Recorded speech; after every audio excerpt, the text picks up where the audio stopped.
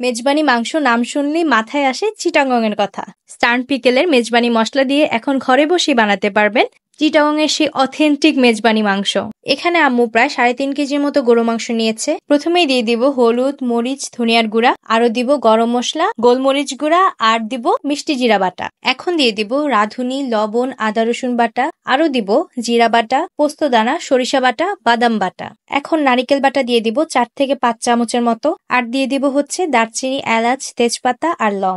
এখন দিয়ে দিব হচ্ছে মেইন ইনগ্রিডিয়েন্ট স্টার্ন পিকেলের মেজবানি মিক্স। এটা দেওয়া হয়েছে প্রায় 2 চামচের মতো। এখন দিয়ে দিব কাঁচামরিচ আর টমেটো পেস্ট। 4 থেকে 5 চামচের মতো টমেটো পেস্ট দেওয়া হলে এখন দিয়ে দিব সরিষার তেল। এরপর দিয়ে দিব এরকম বাটির 2 বাটি পেঁয়াজ কুচি, আর লাস্টে দিয়ে দিব পানি। এখন সবকিছু ভালো করে মিক্স করা হয়ে গেলেই হাই ফ্লেমে বসিয়ে দিব প্রায় 2 ঘন্টার জন্য। মাংসটা রান্না হয়ে গেলেই এখন দিয়ে দিব ফ্লেভারের জন্য কাঁচামরিচ আর পেঁয়াজ বেরেস্তা। বাস রেডি হয়ে গেছে চিটাগংয়ের অথেন্টিক মেজবান। তোমরা যারা স্টার্ন পিকেলের মেজবান মিক্স বা অন্য কোনো প্রোডাক্ট অর্ডার করতে চাও তারা আমার কুপন কোড ASBRIN10 ইউজ করলেই পাবে 10% ডিসকাউন্ট। মেজবানটা আমি সার্ভ করেছি গরম খিচুড়ি আর স্টার্ন পিকেলের জলপাই আচার দিয়ে। এই জলপাই আচারটা আমার কাছে খুব ভালো লেগেছে।